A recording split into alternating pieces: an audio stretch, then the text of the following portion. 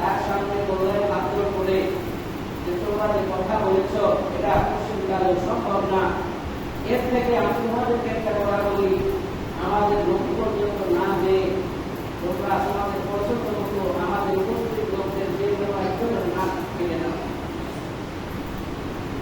তারা সম্মত হলো। পরের দিন ময়দানে সমস্ত মানুষ একত্রিত হলো। আমাদের ক্লাস সকলের সামনে অগ্রসর হলেন এবং বললেন যে তোমাদের যে অপমান হয়েছে, তোমাদের যে মূর্তির নাম ভাঙা হয়েছে, এর সমস্ত দায় আমি আমার আছে, কারণ আমি শাসককর্তা ছিলাম। এগুলো নিরাপত্তা নিষ্ঠতা দান করা আমার দায়িত্ব ছিল, এটা আমার দুর্বলতা, আমার কারণে এমন হয়েছে, সুতরাং তোমরা না করতে পারো। এমন শাসক ইসলাম এমনটাই শিক্ষা দিয়েছে, প্রত্যেকের হওয়া, প্রত্যেকের নিকট পৌঁছে দেওয়া, প্রত্যেকের সাধ্য অনুযায়ী স্বাধীনতা দেওয়া।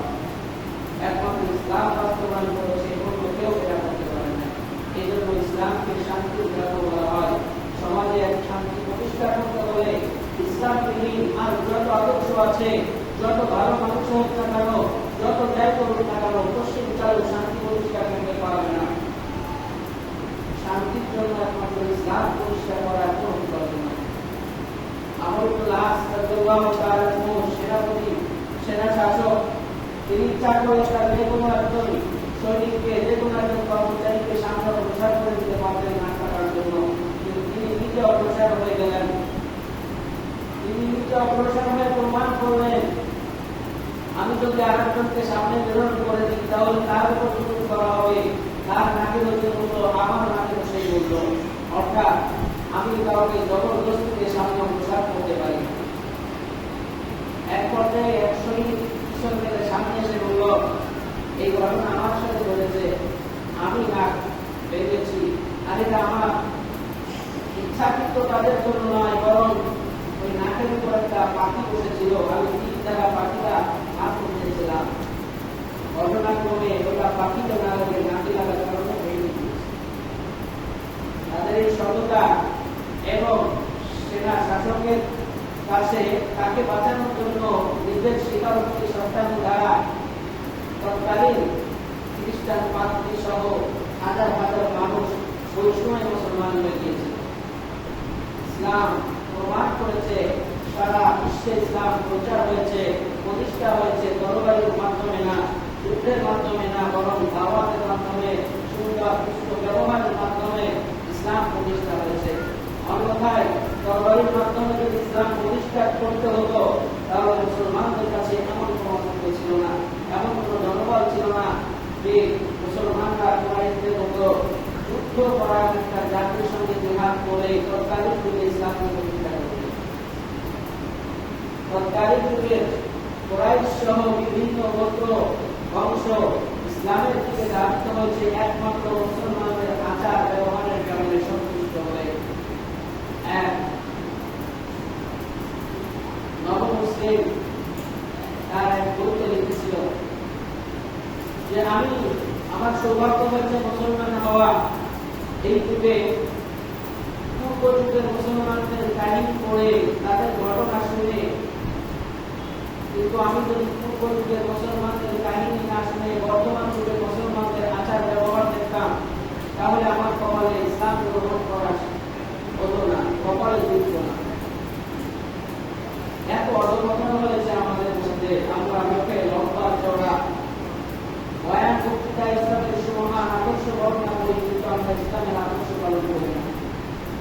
আমরা সুযোগ পেলেই প্রতিশোধ নেওয়ার জন্য অগ্রসর হয়ে যায়, অথচ প্রতিশোধ নেওয়া এটা ইসলামের কাজ না। ইসলামের সুমহান আদর্শ হলো ক্ষমা করে দেওয়া। আল্লাহ নবী সাল্লাল্লাহু আলাইহি ওয়াসাল্লাম সহ হাজার হাজার সাহাবীর লক্ষাধিক ঘটনা আছে মানুষকে ক্ষমা করে দেওয়ার মধ্যে। তৃতীয় শ্রেণীতে উপযুক্ত একটা ঘটনা আছে, হাদিসের ঘটনা। আল্লাহ নবীকে এক ব্যক্তি এক জায়গায় দাঁড় করে রেখেছিল। সামান্য সময় ছুটিয়ে সে বাড়িতে গিয়েছিল, এসে আমার দেখা করতে নবীর সাথে। মাত্র 3 দিন আল্লাহ নবী সাল্লাল্লাহু আলাইহি ওয়াসাল্লাম ওয়াদা দেওয়ার কারণে ওই জায়গায় অন্যান্য ছিলেন 3 দিন ধরে তারা অপেক্ষা করেছেন। ওই 3 দিন পরে আমরা যদি ওই জায়গায় যেতাম 3 দিন কেন 3 ঘন্টা অতিবাহিত হওয়ার পর যদি ওই ওয়াদা ক্যান্ডিডেটকে আমাদের সামনে আসতো, হয়তো সুস্থ অবস্থায় গাড়িতে উঠতে হতো। তখন হাজার ঘটনা সাহাবাদের মধ্যে আছে, রসুলের মধ্যে আছে, মানুষকে ক্ষমা করে দেওয়া এই আদর্শ আমাদেরকে গ্রহণ করতে হবে। যদি আদর্শ আমরা গ্রহণ না করি তাহলে আমরা যেমন একসময় নির্যাতিত হয়েছি যারা, নিপীড়নের শিকার হয়েছি যারা, আজকে আমরা পুরস্কৃত হয়ে তাদের উপর চড়া হইতেছি, সংখ্যালঘুদের উপর চড়া হইতেছি, তাদের উপাসনায় আমরা করতেছি। একসময় যখন আমাদের ক্ষমতা চলে যাবে, যখন তারা শক্তিশালী হয়ে যাবে, তখন তারাও দিক থেকে ভয়ঙ্কর রূপে চড়া হবে। এটা চলতেই থাকবে। প্রতিশোধ কখনো শেষ হয় না। এক জাতি প্রতিশোধ নেয়, আর এক জাতি জুলুম করে, এক জাতি জুলুমের শিকার হয়, পরবর্তীতে ওই প্রস্তুত আবার চলে যায়, শক্তিশালী হয়, আমি জালিম মজবুত পরিণত হয়, এভাবে চলতে থাকে। যদি ইসলামের সমান আদর্শ প্রমাণ করে দেওয়া ওই স্বভাবটা যদি আয়ত্তের মধ্যে না আসে, বিগত সময়ে যারা বিভিন্ন পরিবর্তন করেছিল, আজকে যারা ঐক্য ভেঙে চলে চুরমার করে দিয়ে নতুন করে গড়ার স্বপ্ন দেখতেছে, একসময় যখন তারা থাকবে না, আবার ফিরে এসে তারা আবার ভাঙবার চেষ্টা করবে।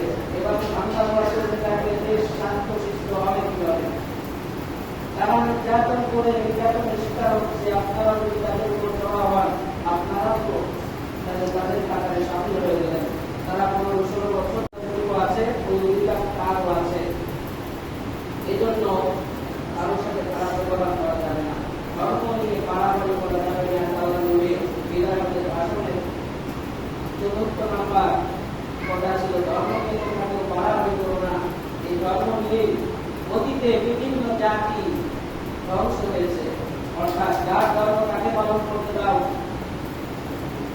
যার অধিকার তাকে সেই অধিকারের মর্যাদা প্রাপ্ত বা বুঝতে দেওয়া, এটা হলো মুসলিম মুমিনদের প্রধান দায়িত্ব। আল্লাহ তাআলা আমাদেরকে ফিতনা, ফাসাদ, সৃষ্টি করা থেকে, বিবাদ থেকে, যারা এই কাজের মধ্যে জড়িত